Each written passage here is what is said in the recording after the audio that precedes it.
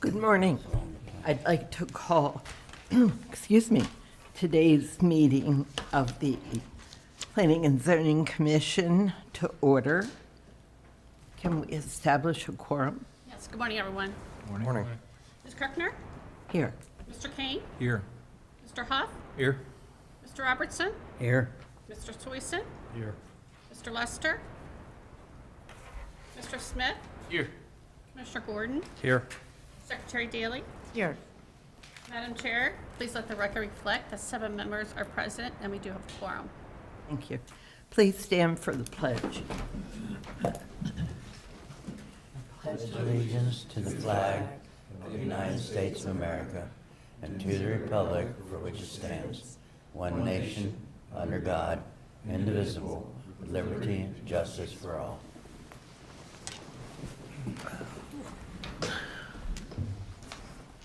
Okay. I see we have the revised agenda. Is there any other changes? No. Okay. All right. And I'll motion that we approve the agenda of November 18, 2025 for the Planning and Zoning Commission meeting. Second? all in favor? Aye. Okay. Number 5, review and approval of minutes, October 1st, 2025, and October 21st, 2025. Have you all checked them, reviewed them? I'll take a motion. I'll make a motion to approve the minutes of the October 1st, 2025 Planning and Zoning Commission meeting. I'll second. Okay. All in favor? Aye. Okay. They stand approved. Thank you. Excuse me, the motion was only for the minutes of October 1st. Did you also want to do the 21st? Oh, Minutes from the 21st? I just made the motion for the 1st. The 21st isn't on the agenda, is it? yeah. Yeah. Yeah, on the new, I'm sorry. I'm looking at my notes on the old one. So I'll make a second motion to approve the minutes, because I did read them, the minutes of October 21st, 2025 for the Planning and Zoning Commission meeting. I'll second that. All in favor? Aye. Okay. Sorry about that. My apologies, I'm still in Houston time. Okay. Commission Chair, I have no report. Commissioner Gordon? Nothing specific, but just wanted to mention, I'm sure most of us probably saw it this morning's front page, there was a article about the legal advisors to MPRP, noting with the siding with the utility company. Just wanted to mention that, since obviously that's something we all have been paying attention to. And last week there was a positive movement regarding one of the solar projects, but as we all know, that potentially could be up for appeal. So just wanted to mention that as well. Okay, thank you. Any other commission members? None? Nope. Okay. Administrative report, Secretary Daly. Thank you. Good morning, everybody. I have just a few things. Some of them you may already know about, but I wanted to make sure we touched on them briefly here. The first is just to call your attention to the ongoing conversation around a possible deferral of projects in the Freedom area. That's something that the commissioners discussed in a couple of meetings just recently. Last week, they voted 3-2 to send 4 deferral issues to public hearing that would affect projects in the Freedom area related to age-restricted housing, cluster subdivisions, planned business centers, and self-service storage. So the process from here is there will be a public hearing on the question of these 4 separate deferrals. After the public hearing, the commissioners will discuss and decide on them, and then based on their decisions, any projects or any of the deferrals that they vote to move forward will be enacted. They have varying time limits for them. Essentially, what the purpose of that proposal is to pause certain types of developments so that we can research and develop possible code changes. And then at that time, once those code changes are in place and the deferral expires, then any projects that are either new to the process or even in the process would be reviewed under any new code changes to those 4 types of projects. So we'll see how things go with the public hearing and with the subsequent discussion and decision by the commissioners. But I just wanted to make sure everybody was aware of that and was tracking with it.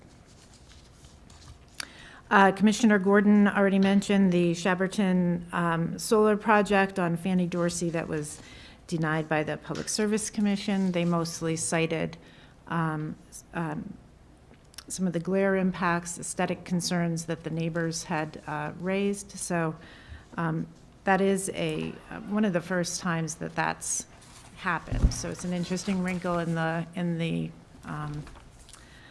these types of projects, and we'll see if that is something that is appealed. We suspect that it probably will be appealed. The third item is a follow-up to a question that you all had at a previous meeting. You had asked for some updates on the landfill master plan, and I had mentioned that I was meeting with folks working on that project and would give you an update once that meeting happened. We did have that meeting.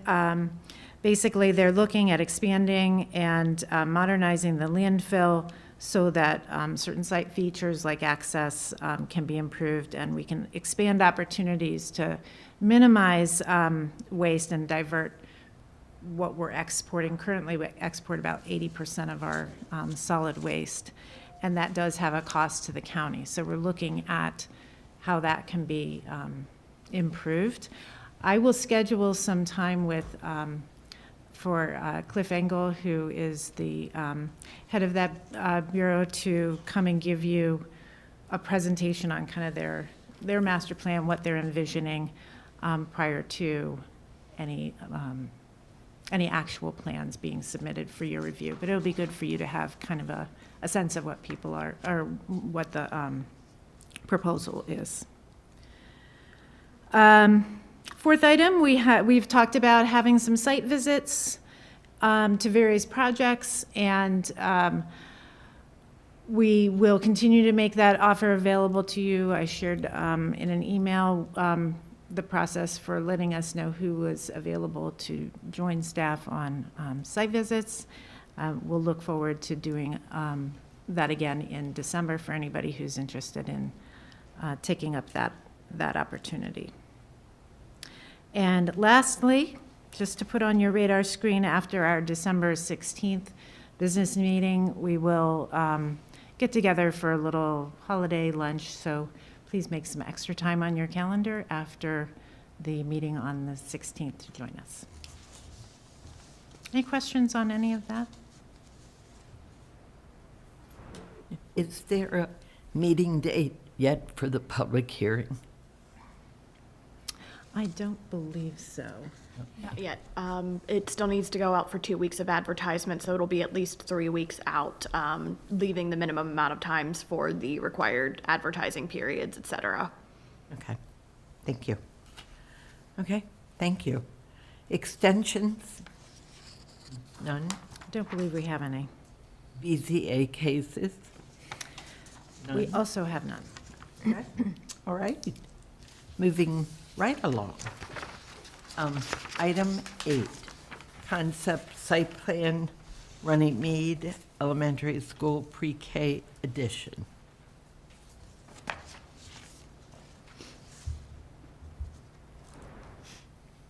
Ms. Barcroft, good morning. Good morning. Just give me 1 second to get things going here. Oops.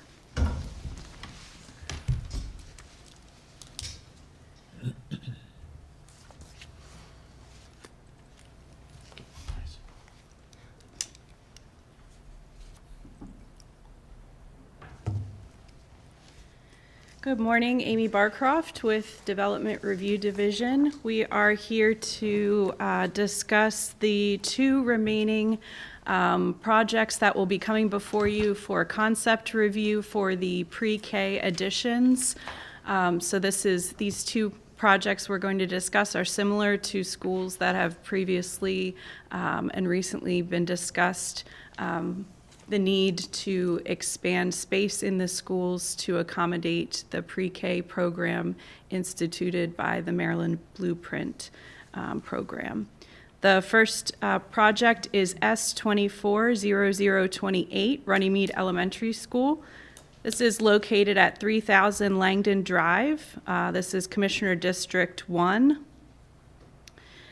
And the subject property is located southeast of the municipal boundary of Tawnytown off Langdon Road, which is adjacent to Maryland Route 140. The zoning here is agriculture. The existing public elementary school operates on site, and the school building was originally constructed in 1994. Property is accessed by one entrance onto Langdon Road via Mayberry Road, and the property and surrounding properties are served by private well and septic system. Most surrounding properties are zoned agriculture and built with single-family homes, and this is outside of the priority funding area and designated growth areas. This plan proposes 2 building additions to accommodate new classrooms. They are 1-story and proposed to be added to the north side of the building adjacent to the existing asphalt play space. A gazebo will be relocated for the project, and new concrete sidewalks are proposed along the exterior of the 2 building area additions. They will be 2,233 square feet in total and have the capacity for 2 additional staff, 20 additional students. No additional bus trips are planned, no new proposed signage or lighting proposed. Stormwater management will be addressed by proposed dry wells. Concept stormwater management approval has been granted. Grading, site compliance, fire protection, and soil conservation have approved this plan. The site is outside the jurisdiction of the Bureau of Utilities. Forest conservation and landscape do not apply to this project and have already been addressed in the site overall for the existing school. The health department has minor comments to be addressed on the final plan, and this was found to be consistent with the master plan by comprehensive planning. We originally received the site plan in January 2025, and the plan was subject to citizen involvement at a February technical review committee meeting.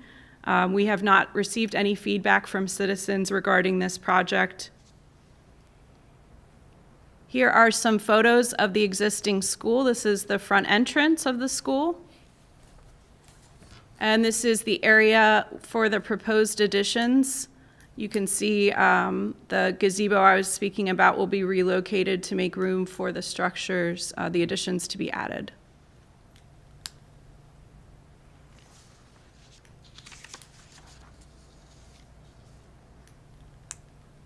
This is a concept site plan review and no action is required, but of course you may consider delegating final approval of this plan to the chair, as in the you have done so in the other school projects. Please let me know if you have any questions.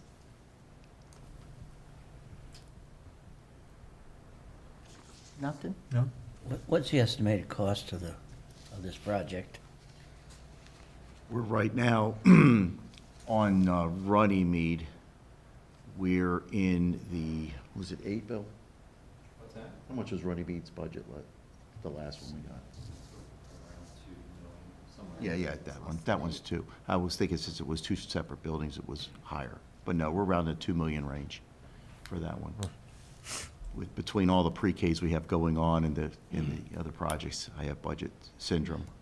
They all run together. They're getting cluttered and spattered, but, yeah, this one is 2 separate buildings because we're taking part of a first grade section where they were using it, but we're putting the classroom in Plan Northeast where it's adjacent to the first graders.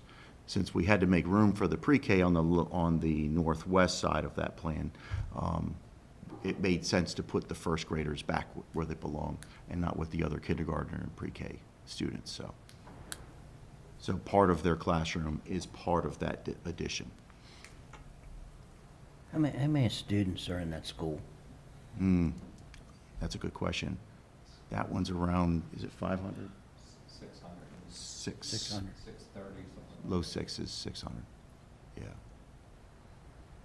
So is the amount of, these classrooms are about for 20 students, so is that based on the size of the school, how you size those classrooms, or, That's all we're allowed to have for pre-K. oh, that's, Yeah, that's state law. okay. Thank you. No problem. Nothing else? Okay. You have the option to, Public comment. It's my favorite my favorite words. is there any public here that would like to comment? Okay, seeing none, then, I'd like to make a motion to delegate final approval to the chair. Second. all in favor? Aye. Or do you need a roll call? Well, let's go back and roll call that one. Okay. Mr. Huff, Yes. Mr. Kane, Yes. Mr. Lester, Mr. Robertson, Yes. Mr. Smith, Yes. Mr. Soyson, Yes. Mr. Gordon. Abstain?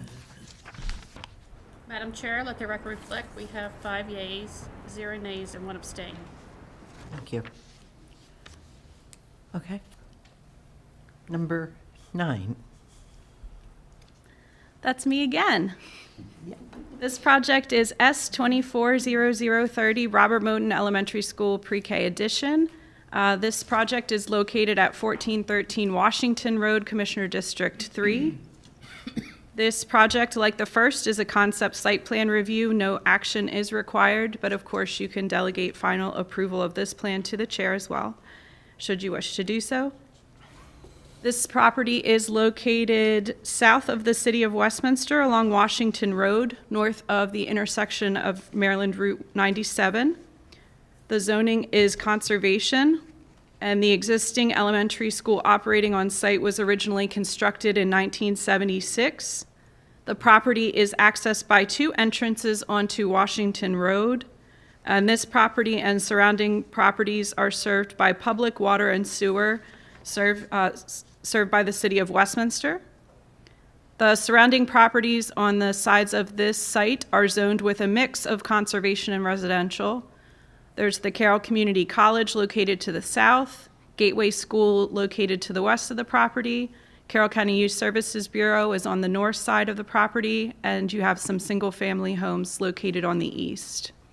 This property is inside of the priority funding area and the designated growth area of the city of Westminster.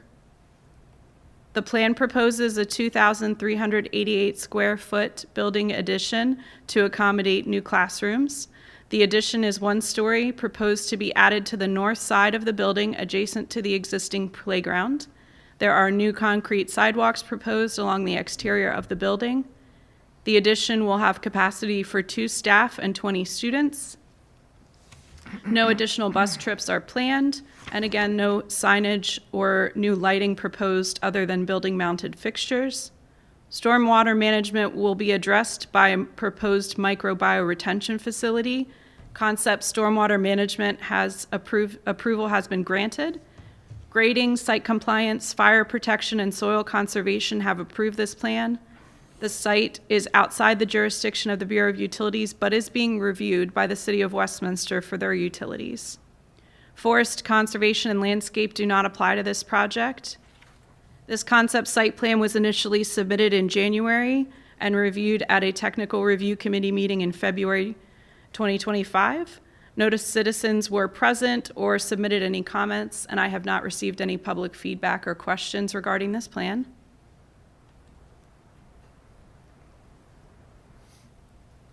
This is a photo of the exterior, the front of the school. And this photo is taken from an adjoining lot. I was trying to get a photo of where the proposed addition will be located along the rear of the building. And this is standing from the Carroll County Youth Service Bureau looking at the school.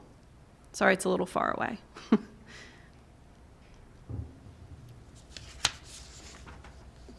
No action is required, but please let me know if you have any questions regarding this plan.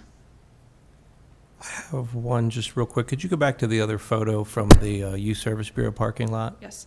So just for clarification purposes, if I'm looking in that direction, the addition's going to be on the back facing towards what would be the public safety training facility, sort of in that general direction, correct? Yes. Okay. Thank you.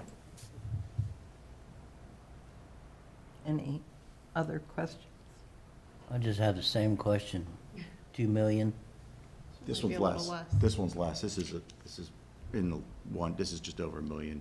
And how many children are in the school? That's a good question. Moton is up to, The capacity is 530, but Yeah, they it's- probably have about 480. So it's Under. not up to capacity? correct. Okay. This is more of a pre-K element from Blueprint. And that would be one room for 20 students? Yes, we have an ad alternate to expand, but we'll see if we can afford that Okay. at bid time. Okay. Any public comment? Can I ask a question while we have? Oh, yes, you can. I read that school enrollments, I read this, I guess it was yesterday, maybe this morning's paper. School enrollments are down a little over 400 from last year. How much of that 400 is pre-K? Or, would be in the pre-K category, or is there a way to tell? So our pre-K enrollment is actually about the same as it was last year. We didn't grow, but we're not any lower than we were last year. So the lower enrollment really is due to not seeing as many students show up as projected. So the last few years, we've been seeing, if first grade had 100 kids, the next year, second grade might be 110 kids. So we were seeing growth between the grades, and the projections anticipated that. Really, what we saw this year is if we had 100 first graders last year, there's 100 second graders. So we didn't see anyone, people moving into the county. And the same thing with kindergarten. Typically, if we have 1,500 births 5 years ago, we have been seeing growth in our kindergarten as far as more kindergartners showing up than we saw births 5 years ago. This year, we actually had less kindergartners than we had births 5 years ago.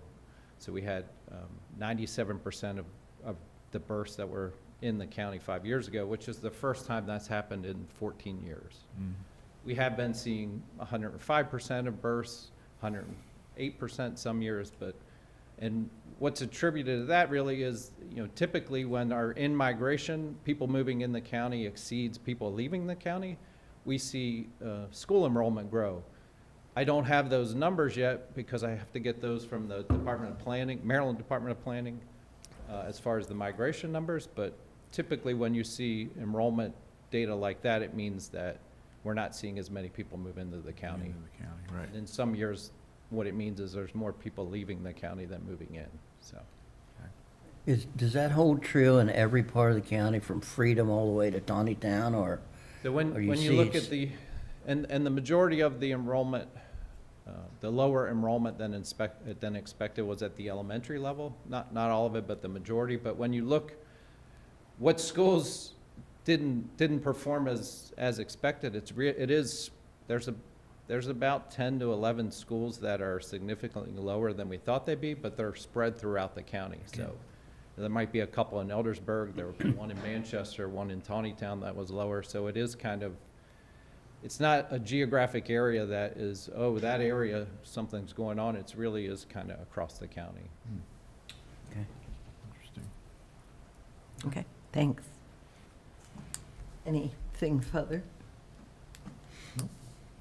Okay. Okay. Should I make a motion? Yeah. Yes. I'll make a motion that we move final approval to the chair. I second. Okay. Roll call. Mr. Huff, Yes. Mr. Kane, Yes. Mr. Lester, Mr. Robertson, Yes. Mr. Smith, Yes. Mr. Swason, Yes. Mr. Gordon. Abstain? Madam Chair, let the record reflect, we have 5 yeas, 0 nays, and 1 abstain. Thank you. Okay. Thank you. Thank you.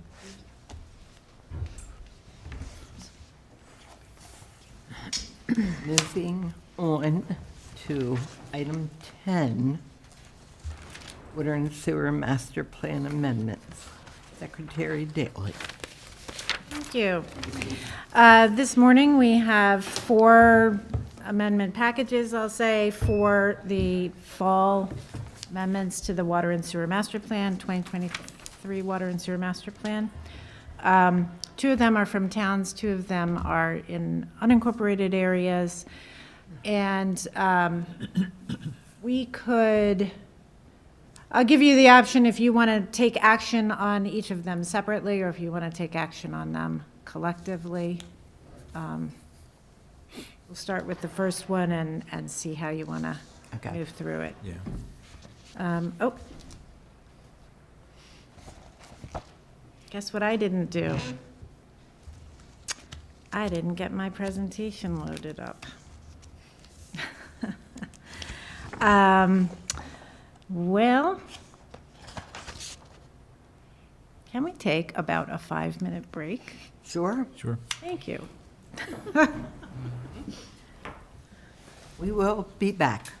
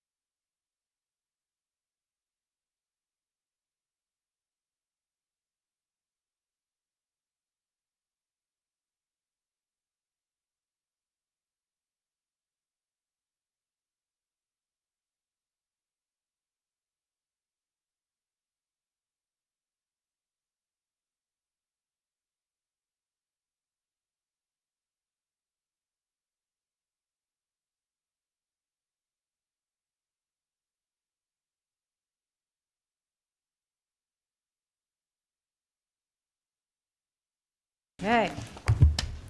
Thank you. My apologies. I appreciate your patience. Okay. Let's try this again. Okay, so we have 4 different amendments. We'll start with the first one, which is an amendment to the Freedom Sewer Service Area.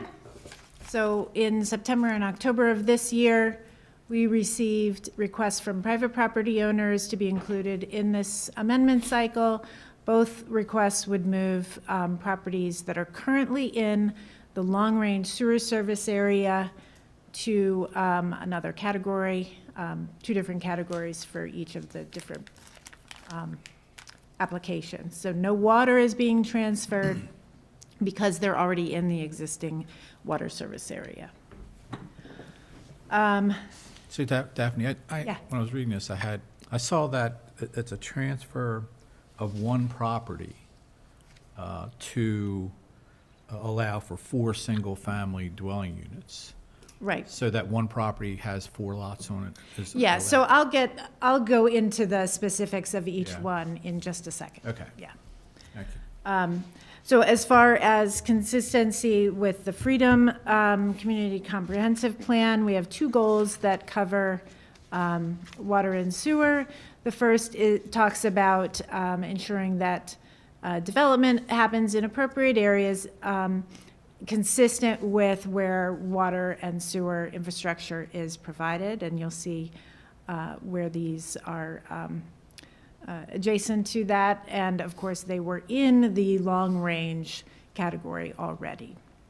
And the other is talking about providing adequate public facilities and services, including water and sewer service. So the first property, which you see on the map in the upper right-hand corner is the top map, is for a property at 6743 Marvin Avenue. This property is improved already with a single-family home. It's approximately 2.3 acres, and it's in the R10,000 zoning district. So it is a larger lot size, and that's why, Vice Chair Kane, that's why they have the opportunity to do, to subdivide that property. So this would allow for a total of 4 single-family dwelling units on that property. And I'm not sure if they're going to retain the existing single-family unit that's there or not, but the effect on the water and sewer master plan is that it would add 1,000 gallons per day of residential demand to both the present, priority, and future categories on table 32. So this property is requesting to go from long range to existing final planning. The second property, which is shown on the map below that on the right, is incorrectly labeled here, number 2, as 798 Gibbons Road. 798 Gibbons Road is an adjoining property owned by the same property owner. This particular property does not have a premise address because it is unimproved currently. But that is the correct SDAT number there.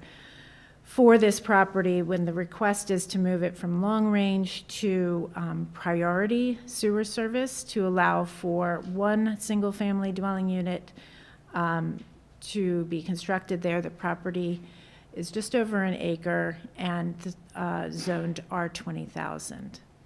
So this request would add 250 gallons per day of residential demand to the priority planning and future capacity calculations in table 32.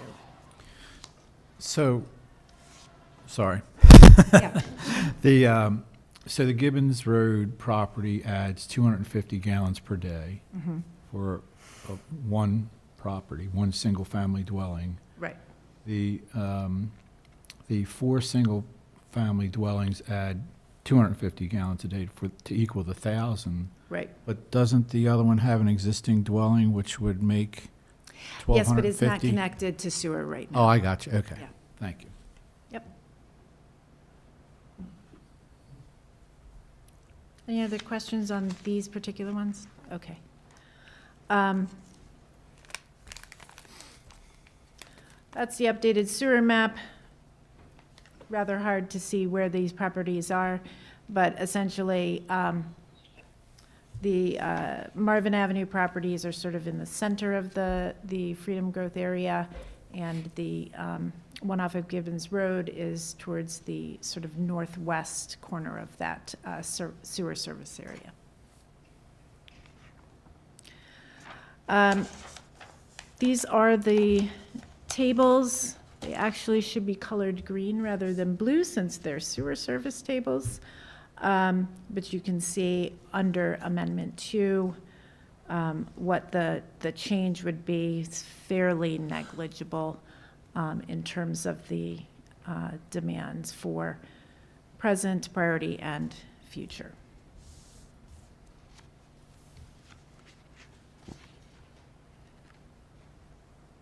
So the staff recommendation is that the Planning and Zoning Commission certify that the following requests to amend the existing and priority sewer service areas on map 21 as described in this presentation are consistent with the 2014 Carroll County Master Plan as amended in 2019.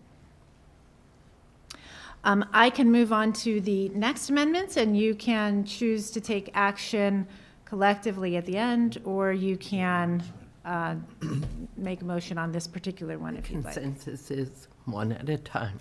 Okay. All right.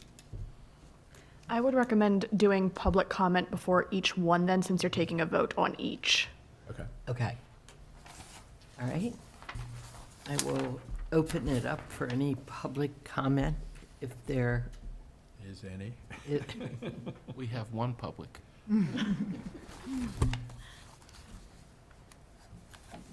Okay. Seeing none, All right, I'll take a shot. okay. I make a motion that we certify that the following request to amend the existing and priority sewer service area on map 21 in the Freedom Sewer Service Area as described in the county planning staff recommendation maps are consistent with the 2014 Carroll Master Plan amended in 2019. So we amend the existing sewer service area on map 21 and the demand calculations in table 32, and we amend the priority sewer service area on map 21. Again, this is Freedom Sewer Service Area as described, and adding 250 gallons per day to the demand calculations in table 32. Okay. Wonderful. Yeah. Did you repeat? No. I withdraw that. I'll second the motion. Okay. Mr. Huff, Yes. Mr. Kane, Yes. Mr. Lester, Mr. Robertson, Yes. Mr. Smith, Yes. Mr. Swason, Yes. Mr. Gordon. Abstain? Madam Chair, let the record reflect we have 5 yeas, 0 nays, and 1 abstain. Thank you. Okay, next. All right, thank you. The next request is a request that we received in July of this year from the Maryland Stadium Authority to amend the Water and Sewer Master Plan to reflect the addition of a new private industrial water use and water appropriation and a new private industrial wastewater use, treatment plant, and discharge permit. The addition would be added to the priority water and priority sewer categories for unincorporated areas, and these are reflected in 5 different tables in the planning document. So this is a little bit different than what you typically see because these are systems in the unincorporated area, so they're not a town system. It's not a system in the Freedom area either. This is a little bit of an odd situation because for the permits to move through the state permitting process, they have to first be certified as consistent, but we don't have, but MDE hasn't done all of their analysis and all that sort of stuff to actually issue the permits yet. So there is some information that we don't have at this point. So it's a little bit of an odd situation. However, I will say that the tables in our water and sewer master plan that address the unincorporated systems really is just a listing of the systems that have been given permits from the state. So we haven't done our own analysis on them. That's something that the state does. What we're being asked to certify is that the system is consistent with the county master plan. So I just wanted to put that preface in there. And the consistency then relates to a few of the goals that we have concerning communication and coordination with state and regional jurisdictions on projects of mutual concern, and protecting and enhancing the water quality of the county's rivers, streams, reservoirs, and aquifers through the water and sewer master plan. So the First Amendment, this is the First Amendment to the master plan for the unincorporated water supply. This would update the unincorporated water supply table and the unincorporated county water appropriations table. So you'll see on table 15A, the addition is identifying Shamrock Farm Training Facility and a planned capacity of 0.075 million gallons per day to serve that facility in the priority and future years. That's also reflected on table 15B under the unincorporated county water appropriations.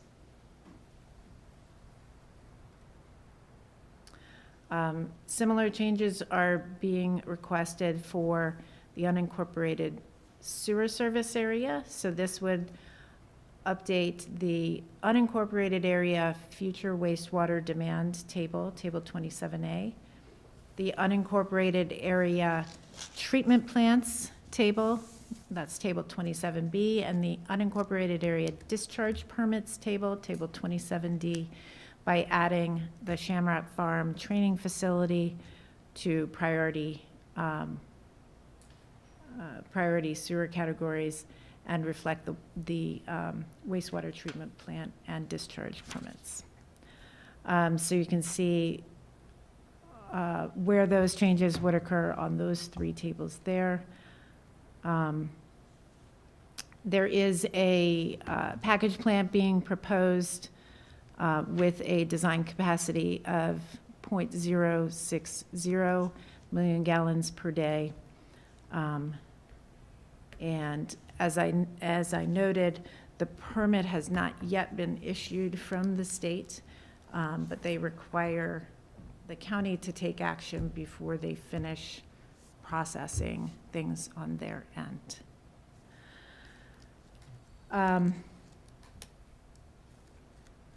Okay.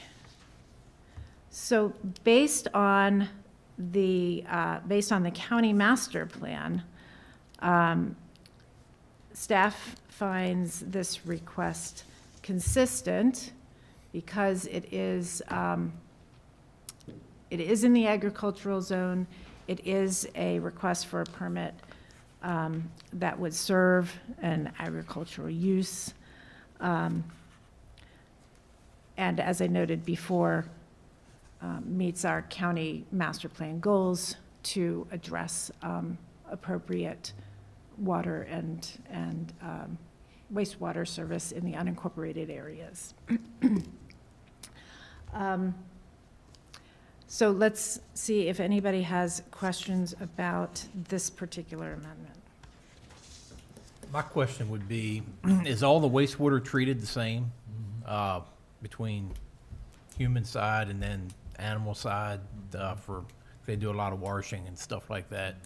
I didn't know if that was all had to go through the wastewater treatment facility there, or they were gonna keep that separate and use that as more of an ag waste kind of use?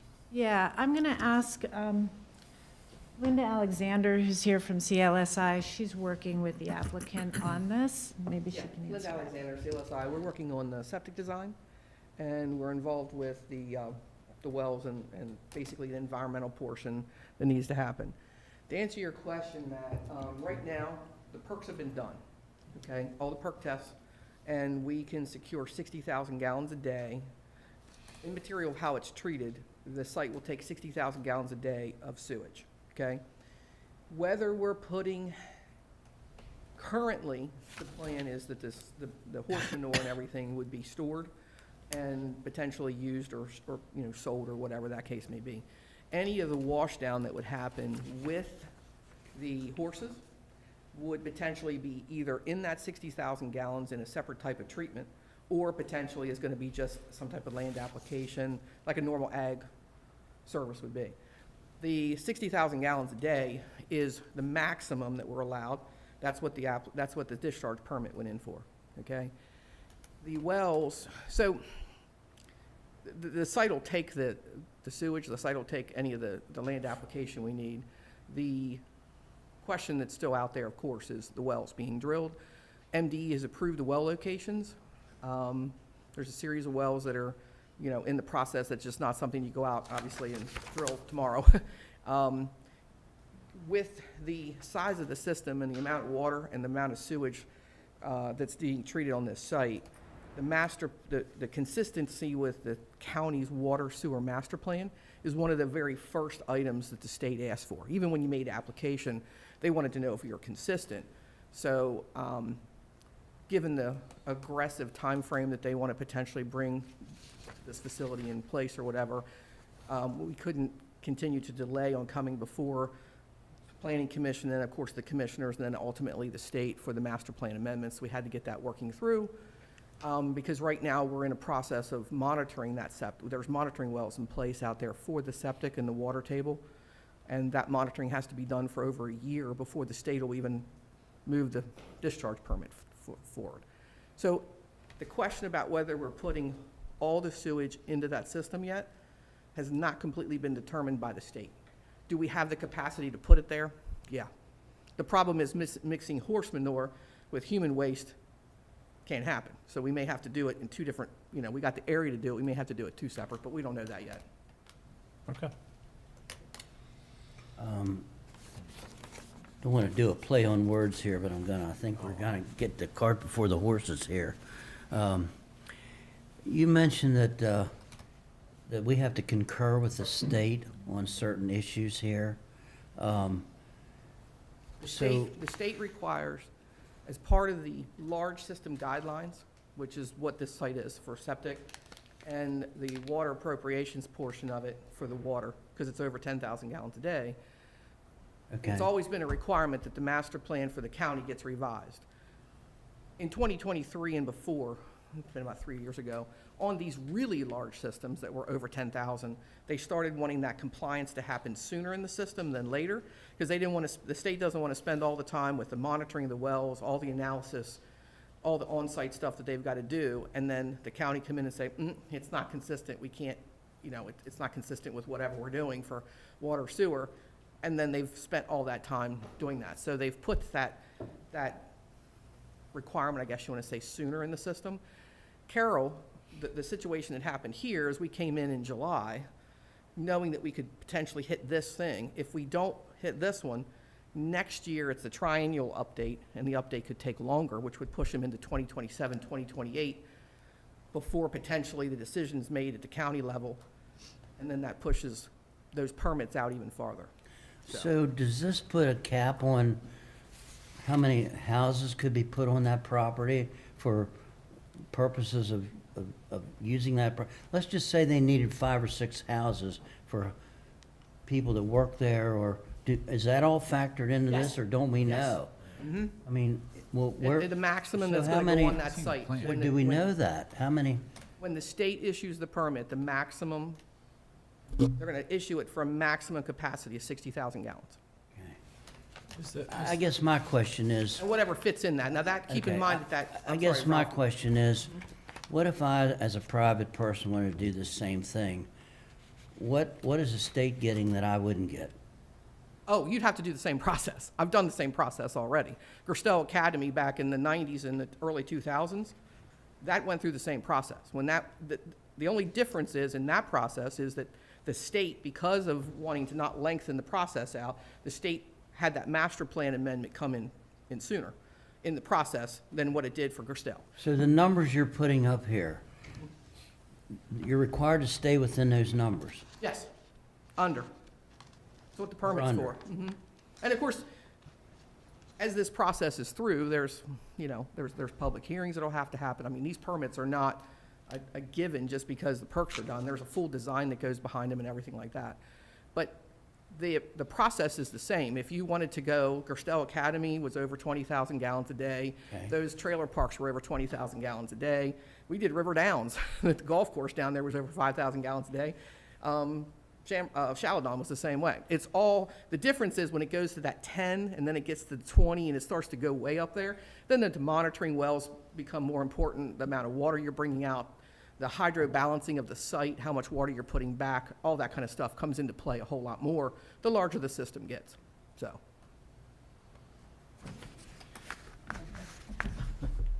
It seems like we It's- should know more about what the plan is here. I'd like to see the state plan, I would too. all about transparency. Let's see the plan. That'd be nice. I don't know if we can request that from the state. Not that it's going to change anything that we're, help. Believe me, this is a good thing, I think, for the county, it's- I can tell you that some of that is still in the works. Right. Because so that- obviously, until we have the septic in the wells, Right, so. what that it's site's like- gonna end up. So they're asking us, to write, you took my the cart before the horse. They're asking us to write a blank check. I know there's no money, but, to approve these things without their plan being finalized. Which, and I get, there's some history of River Downs and Shaladon and those places like that for this part of the plan, or this part of, before you get shovels in the ground. I get that. But it's just a little unnerving, I guess, to have this process, the way this process is unfolding, and there's no permit from the state, but they're asking us to, say, go ahead. That's my piece. So but I really think we need to see the state plan. That would be, I don't think that's an unfair request, as they develop this property out. We need to know what the traffic impact's gonna be. We need to know what the business, because they're kind of doing this with this plan, And it would be nice to share with the county that they're partnering with. I just think we owe it to the community. I agree. Yeah. I'm- Is there, I'm not against the concept, I'm just saying that I feel like we owe it to the community to make sure that there's not some out-of-the-box obstruction that we're not seeing here. Yeah. that's a small, relatively small road that's going to come off of. Is there any plans, do you know, for Woodbine Road. enlarging that? Poor Linda, I'm sorry. I can't speak on that. That, yeah, we'd have to, I don't know that we have something already in our transportation master plan addressing that road, if there were a use that would be a catalyst to look at that, that would be a different matter. So we- Daphne, has any state representatives come to the county and sit down with any county employees or any department and said, this is our concept of what's gonna happen here? And where we're heading, you know, we want you to be a part of it, you know, blend into your community, the whole 9 yards. But has anybody from the state ever said, other than, we're gonna make this happen, and you guys take it? I mean, that's how I'm feeling right now. Yeah. I haven't been part of any of those meetings. I can't speak to whether anybody else in the county has. Commissioners, have you had, Commissioner Gordon, have you Nothing had in- any? nothing your in that. Commissioners have any contact with any We've had concept initial plan? conversations with them as to our support on this project, which, as you mentioned, I think it's a good project for the community overall, but no. So Daphne, Yeah. if we approve this, the state could come later and change it? Well, the only thing we're approving here is the wastewater and Yeah. and to say that they can get that water. Everything else is gonna have to go through approvals too, all the road. Yes. I would think, Yeah, be there's a like whole any other nother kind of building. development plan. I mean, they're gonna have to process. improve the road. I mean, there's no question about that. This is Right, strictly point to allow the permits to continue to move No, I forward on the water understand, sewer. I Yeah. understand that, absolutely. There's do. so much more that has to happen that, you know, I mean, we haven't drilled the wells yet, you know? Yeah. So, we know what the perks will take. We know what the soil looks like because we did so many But if stuff. we- but- I guess what I'm getting at is when you did River Downs or all the other projects that had, so I'm sure that there was a concept plan somewhere before you even went Well, to that. part of the request. reason that those We don't concepts have were there any- is because they were privately owned. They weren't owned by the state of Maryland. They so- weren't, I'm sorry. Like for Shaladon and all those were private developers that were coming before the county on private, private land. This is owned by the state. So, Well, I don't feel like we should give the state any more No, I'm not saying, consideration I'm just than I saying do a private that's, so I'm developer. only limited to the portion of the wells and the septic's portion of it. What the design is happening Yeah, I'm above not me, trying to 3 put you on the levels. spot. I'm just trying And I to know get- that part of it is, gather yeah, information. yeah. And part of it's based on, we know we got the septic. We don't know if we have, what kind of water we're gonna get. We're hoping we get the water. And then depending on what happens with the septic, like we've already come up with some basic designs of where we're putting stuff and what type of treatment is gonna need to go in there. But we haven't got an answer of whether we need to put the horses, the horse wash in. That's gonna be coming from MDE. And MDE's like, well, we're in the process, but what are you doing with the master plan? You know what I mean?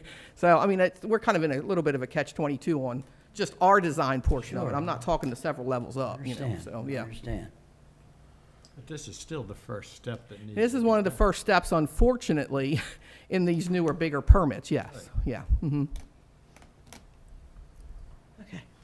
And I think part of that, so, I'm sorry, part of that too is like, just as a hypothetical, like, we're down here, and from a state's perspective, the state doesn't know if the county's got another project, within a mile of here that they're doing the same thing on, you know what I mean? So that's why the state's saying, is it consistent with the master plan and our, and that type of thing as far as water sewer?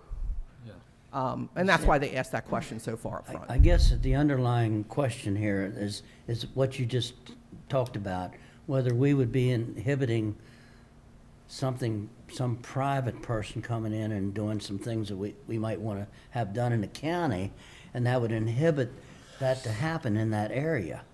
That's kind of where I'm coming from.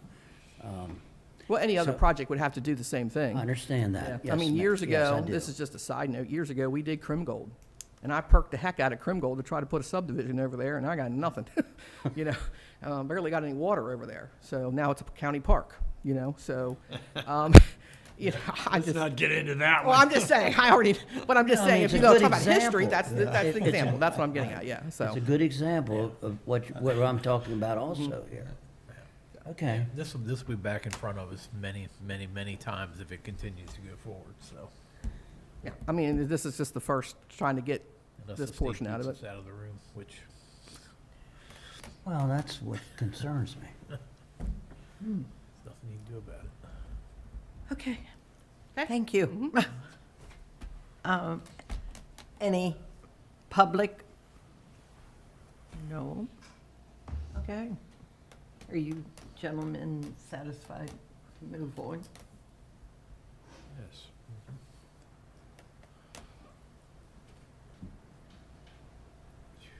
Agitated, but I understand. Okay. You know. All right, so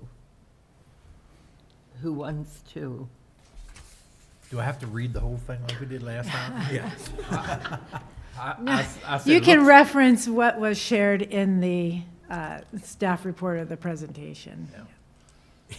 Says, I move we request to amend the 2023 Water and Sewer Master Plan that they are consistent with the 2014 Carroll County Master Plan amended in 18. To update the unincorporated water supply table, Table 15A, and unincorporated water appropriations table 15B as described above, and update the unincorporated area future wastewater demand, Table 27A, and unincorporated area treatment plants, Table 27B, and unincorporated area discharge permits, Table 27D, by adding the Shamrock Farm Training Facility to the priority water W3 and priority sewer S3 categories, and reflect the water appropriation permit and wastewater treatment plan and discharge permit as described above. Second. Okay. Mr. Huff, Yes. After all that, I hope so. Kane, Yes. Mr. Lester, Mr. Robertson, Yes. Mr. Smith, Yes. Mr. Sweeson, Yes. Commissioner Gordon. Abstain? Madam Chair, let the record reflect, we have 5 yeas, 0 nays, and 1 abstain. Thank you. Okay. And I'll just say, good luck on finding enough water. Yeah. Yeah. I know all about that. Different area, but. If they get back far enough, they probably could. All right, we'll move on to the next set of amendments. This is for the city of Tawnytown. We received a request from the city in July to move 4 properties from their long-range future water service area to the no-plan service area, and to move 4 properties from the long-range sewer service area to the no-plan sewer service area. No water or sewer is being transferred, since these long-range service areas are not accounted for in our water or sewer tables 15 and 32. On October 27th, the City of Tawnytown Planning Commission certified the proposed amendments consistent with their 2010 Tawnytown Community Comprehensive Plan. The areas are shown on the maps to the right of this slide. The properties on the top slide are Bollinger Park in the city.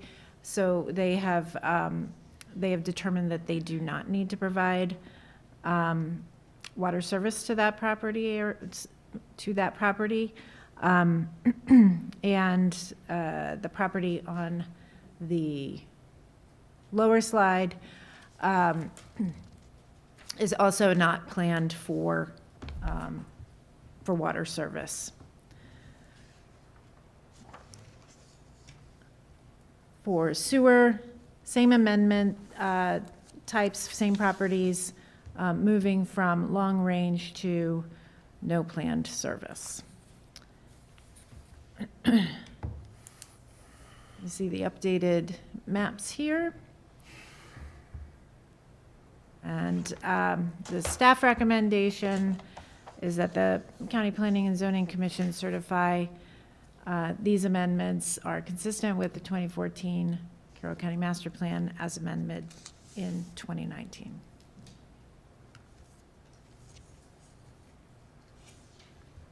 Okay. Question? That's pretty simple. That's a lot more straightforward. Okay. I can do this one. Wait, hold on, sorry, public comment. Oh, public. All public. Yeah. Public comment. Seeing none. Make a motion that we certify the amendments to the 2023 Water and Sewer Master Plan that are consistent with the 2014 Carroll County Master Plan as amended in 2019 by amending the existing water service area on map 15, the Tawnytown Water Sewer area, and amending the existing sewer service area on map 27 in the Tawnytown sewer service area. Second. Okay. Mr. Huff, Yes? Mr. Kane, Yes. Mr. Lester, Mr. Robertson, Yes. Mr. Smith, Yes. Mr. Soyson, Yes. Commissioner Gordon. Abstain? Madam Chair, let the record reflect, we have 5 yeas, 0 nays, and 1 abstain. Thank you. Okay. Okay, the final set of amendments are for the town of Mount Airy. As you may recall, the town just recently amended their, adopted their new comprehensive master plan. And this set of amendments, which we received a request for in July of this year, would edit the service area for a whole bunch of properties to make the water and sewer master plan consistent with their newly adopted comprehensive plan.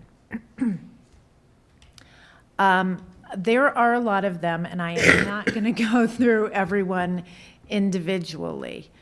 I'll just scroll through these slides here.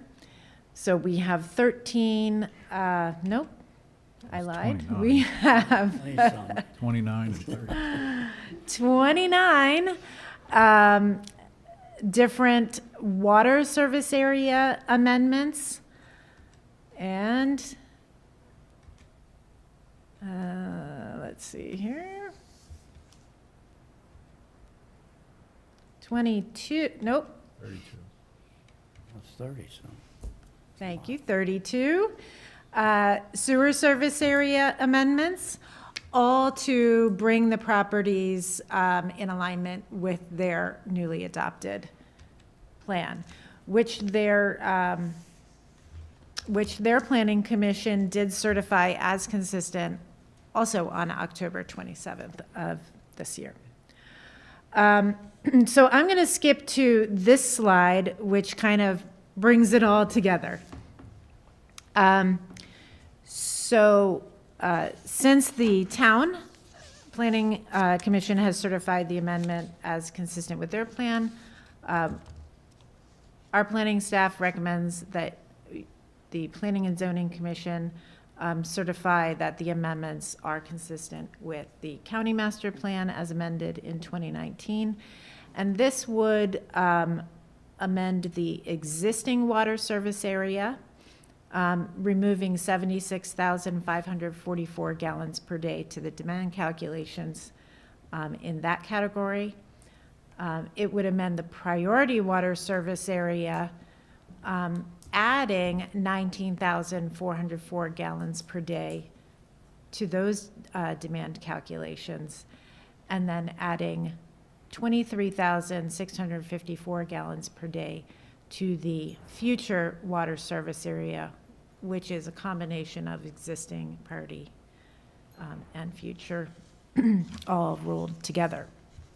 So that's the water service area changes. Sewer service area changes would add 46,318 gallons per day to the demand calculations for the existing service category. It would add 24,404 gallons per day to the demand calculations for the priority sewer service area calculations, and 24,404 gallons per day for the future service area calculations in Table 32. Okay. Any public comment? You guys, go ahead. I had a question, though. You can have it. Were all of these, the 29 moves and the 32 moves, were they all done within the last year? Or, they're, basically, I think the way I read this, they're trying to just get everything lined up in Yeah. order, fix their maps, blah, blah, blah, fix Right. their usage, blah, yeah.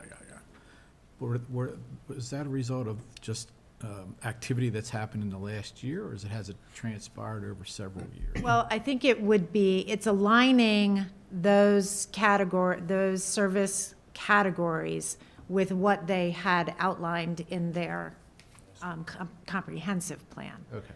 So it doesn't necessarily mean that there has been changes afoot on those properties. It's just that their comprehensive plan said, this is what we want to see in terms of water and sewer service in these areas. And this amendment is aligning the water and sewer master plan with that comprehensive plan Because recommendation. this is all done. This is all rear view mirror, these properties that, I guess there is a little bit of future use, but I think their plan was, they were looking to hopefully accommodate hotels, more medical. So I think that's probably a lot of, plus some growth with housing. Yeah, so the categories that you assign for properties for water and sewer service would depend on what it's designated and/or zoned, depending on whether it's existing or future in your plan. And then some of the timing in terms of when you anticipate that those properties might change in land use, density, intensity, that kind of thing. So it's a long-range view of things, and these amendments are aligning our projections in the water and sewer master plan to reflect what the anticipated land uses and timing of those changes would be in the Mount Airy Comprehensive Plan. I think we were all very impressed with their presentation. yeah, They're very much. very forward-thinking, so. Yeah. All right. Any other questions? And I already did public comment. You did.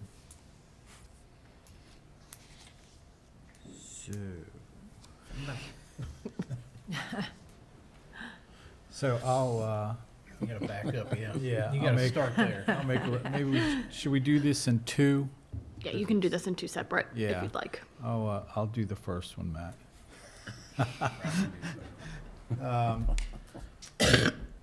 I'll make a motion that the Carroll County Planning and Zoning Commission certify the amendments to the Mount Airy 2023 Water and Sewer Master Plan, or I guess it's the county's Water and Sewer Master Plan. And they're consistent with the 2014 Carroll County Master Plan as amended in 2019. This would amend the existing water service map number 15, the Mount Airy Water Service Area, removing 76,544 gallons per day to the demand calculations in Table 15, and amend the Priority Water Service Area Map 115 for the Mount Airy Water Service Area, adding 19,404 gallons per day to the demand calculation in Table 15. And then amend the future water service area on map 15 for the Mount Airy Water Service Area, adding 23,654 gallons per day to the demand calculations in Table 15.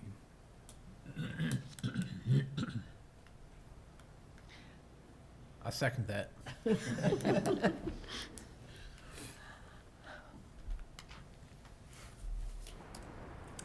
Mr. Huff? Yes? Mr. Kane? Yes. Mr. Lester? Mr. Robertson? Yes. Mr. Smith? Yes. Mr. Swason? Yes. Mr. Gordon? Abstain? Madam Chair, let the record reflect we have 5 yeas, 0 nays, and 1 abstain. Thank you. Okay, next.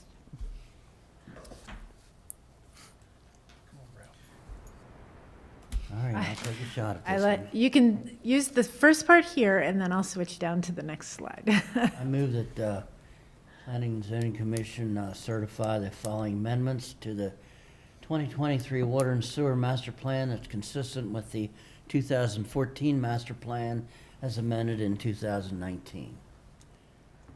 That we amend the existing sewer service area on map 24 as described above, adding 46,318 gallons per day to the demand calculations in table 32. Amend the priority sewer service area as described above, adding 24,404 gallons per day to the demand calculations in table 32.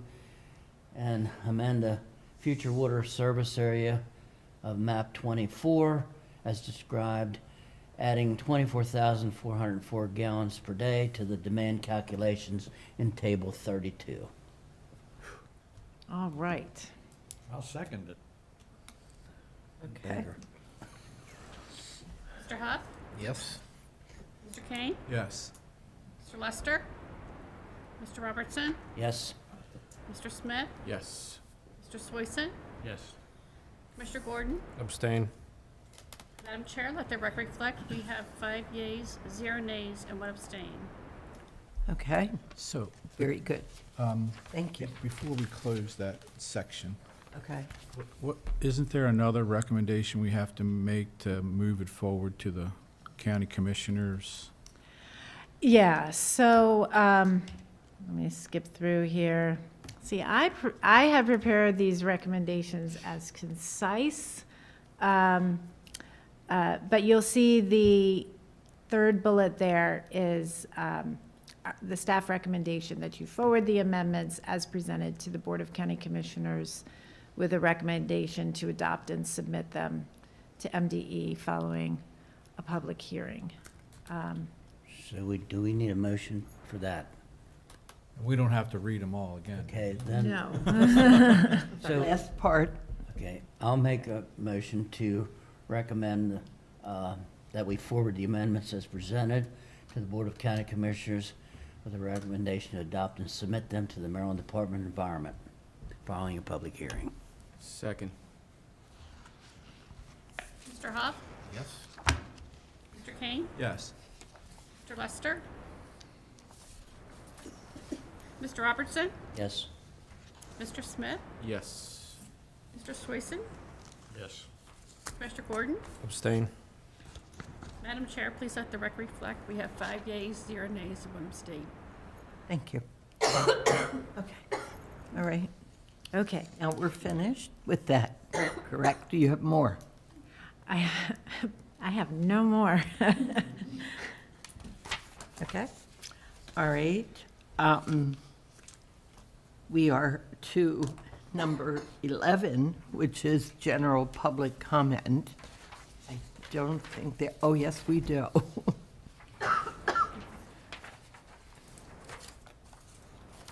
Linda Alexander from CLSI, obviously. I have a question, and I'm not sure whether you can answer this or not.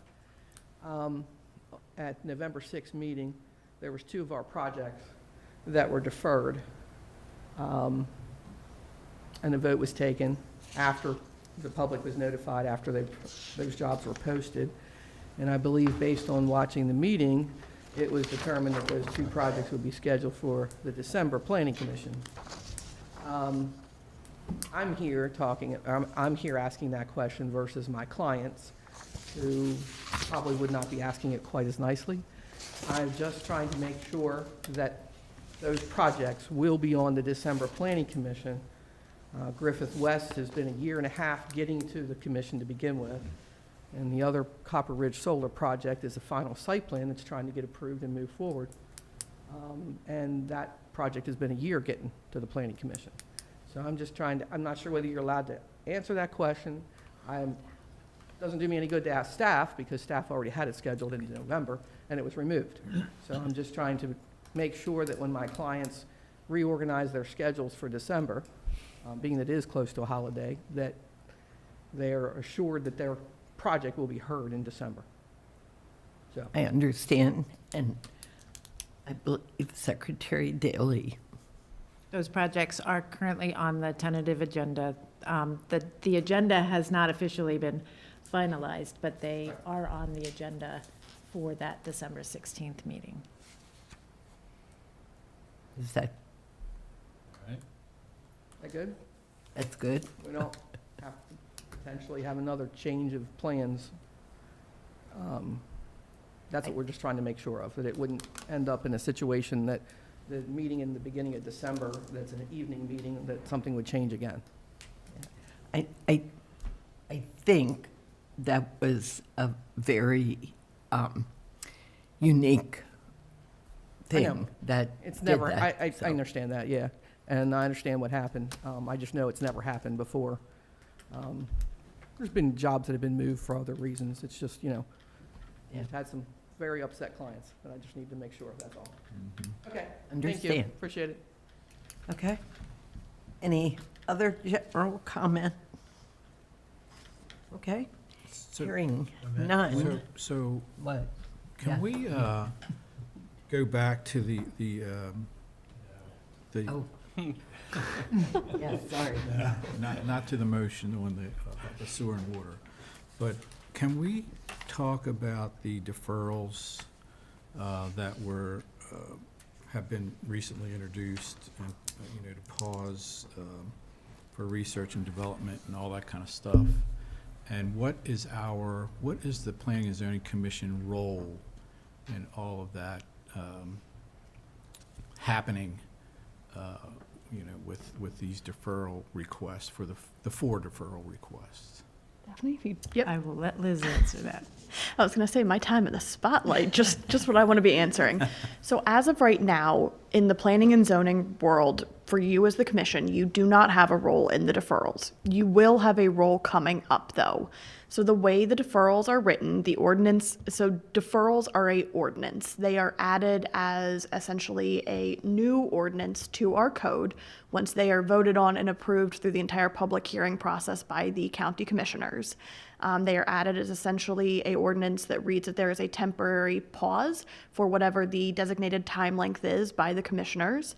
And then the ordinance designates that they are to be sent to the Planning and Zoning Commission as well as staff to review, make explorations on, to look into whatever the sections are. And so Daphne, Secretary Daley read off what those sections were earlier, whether that's a retirement village or a cluster subdivision or whatever that is.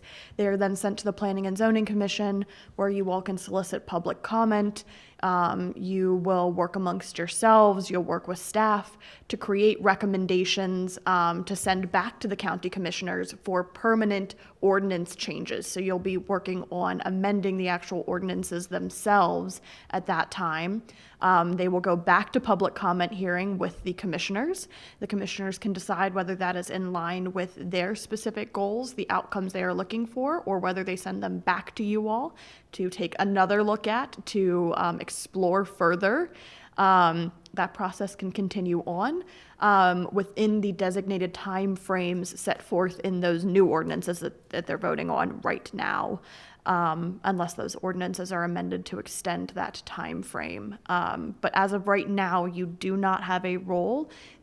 Right now, what the county commissioners are deciding are whether the deferrals need to take place to have you all explore those topics further to make permanent amendments to the full ordinances. But there's public comment first before any of that can. Correct. So there is public comment at the public comment hearing that will occur once they have been fully published in the newspapers. Those ordinances are just, so they're not publishing the full ordinance on, say, the cluster subdivision or the self-storage units. They're just the ordinances that say we're going to put a pause on permitting, approval, et cetera, for a designated time length so that additional parties can explore the full ordinances on those areas, and look further into amending if amending needs to be done on those topics. So there will be public comment at just the should a deferral occur. That will come first. That's what's heading towards the commissioners now. Then they'll come back to you all to be reworked. You will solicit public comment additionally at that time, because we have to, just like you did today where you certify things to send them to the Board of County Commissioners, you'll be soliciting public comment during that time frame. It'll go back, any amendments to those ordinances will go back to the county commissioners. They'll solicit public comment again at that time on the amendments you have forwarded to them. They'll make a vote. If they don't like where that's going, they send it back to you, and we just, either the process ends or we keep going and going. Okay, Liz, is this a separate part of the master plan, or is it part of the master plan? In other words, you know, we're working through, I wouldn't say we're in the middle of it, but we're pretty far down the road, and recommendations and things like that would be presented. As a matter of fact, this afternoon, we're going to be talking about it, the master plan, the various committees, the recommendations of those committees. My question is this a totally separate thing from the master plan? And if it is, would some of the conditions that we would be reviewing, are we then to set aside the master plan and put it on hold until we figure all this out? I mean, that is my main question here, and I think it's a fair one. The timing here, I'm not going to question it, I'm just saying, is one going to conflict with the other? That's my question. So I can't comment as to the opinions of the commissioners themselves. Some commissioners, I do believe, view this as part of the master plan. Some view it as separate from the master plan. But ultimately, the decisions you're making, the changes to the ordinance, should align with our master plan or any amendments to the master plan. What that master plan looks like as we continue to revise it, and whether these deferrals and the new ordinances are part of the new master plan or fit into our current master plan, is part of the joys of drafting the master plan and updating the master plan, is where does all of this fit in? So in the interim, projects that have come before us that are maybe close to Mylars getting signed, they're able to still move forward, or they're going to be paused? For just to start, this is just in the Freedom growth area. So if these are projects that are outside the Freedom growth area, they're not impacted by any of the deferrals that we're talking about. For the projects that are impacted in the Freedom growth area, the way the ordinance language reads is that it's up through approvals of the projects. So then we start talking about the concept of vesting, and when do rights vest in the project and the land itself. The way the state of Maryland reads is that vesting is shovels in ground, essentially. And again, that becomes a bigger question of what do we consider shovels in ground. But it would be essentially up until, so if the project has started construction, in theory, they continue through. If they have not, and they have not been before you all for final site plan approvals, for permitting, they would not if the deferrals go into place for that temporary time period. And Madam But Chair. there's also a discussion about grandfathering that's you. occurring. Yes. And so there's going to be a number of different kinds of ordinances that are being proposed to the county commissioners of where, is there a specific space in that process that we're saying from this point forward, you know, if you've got this kind of permit, you can go forward, but not this kind of permit. That discussion is also actively being had by the commissioners. There's many different versions being proposed to them. And so they have lots of work ahead of them to decide if they're going to incorporate and where, if they decide to go forward with grandfathering, that would end up. It's an unknown question at this time. If I could just jump in on the question of the master plan. As you know, there are all kinds of text amendments that come before you as refinements to our code for various reasons. Sometimes we make refinements to the code because a plan has been recently adopted and we're doing sorts of things that will align the code with what we want to see in the plan, or what the plan has said it wants to see happen. State law requires a development regulations component to the master plan for that very reason. The kinds of changes that I think are being contemplated through the deferral could be viewed either way, I think. They could be viewed as part of this ongoing refinement to our code that we're kind of constantly doing, to realize that there are certain things that need to be addressed better, or certain things that we haven't addressed yet that we need to do. So I don't know that they are the kinds of changes that that would have a broad-reaching impact on the master plan discussions, because they're very targeted to specific kinds of development, that kind of thing.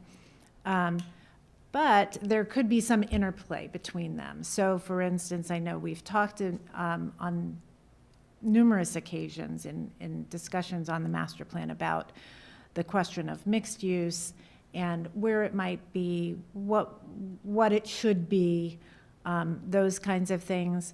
The planned business center deferral that's being contemplated is one of the only places that we currently allow for mixed-use developments, and I think that deferral is kind of in response to some concerns about, I should say the deferral proposal is in response to some concerns about how those types of projects actually look and function once they're in the ground.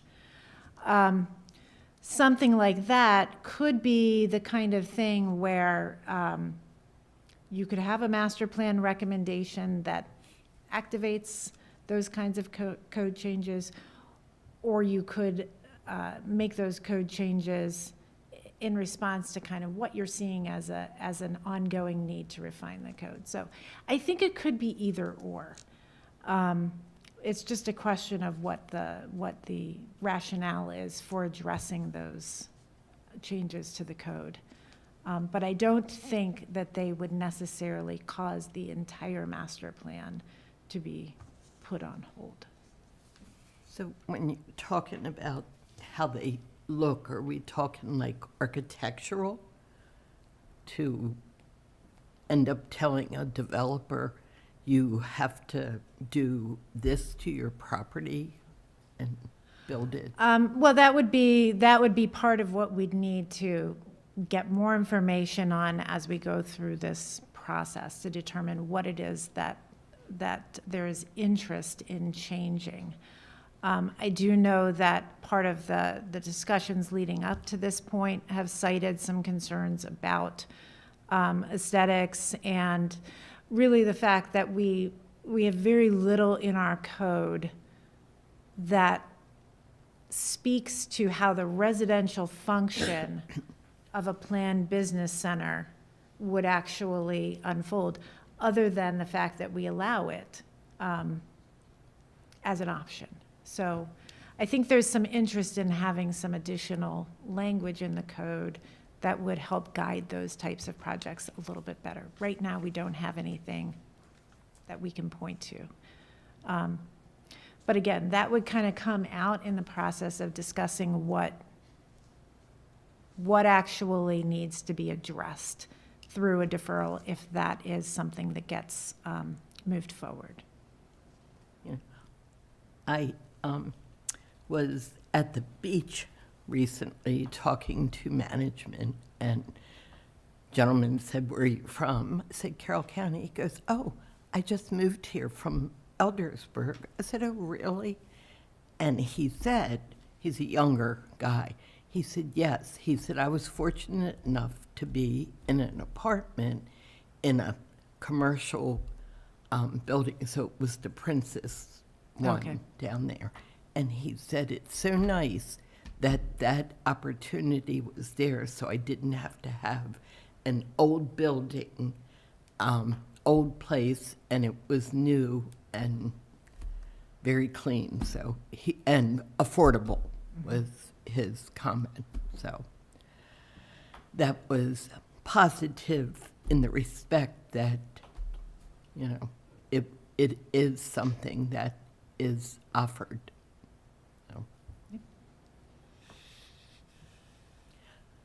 So. Will each of the deferrals have their own public hearing?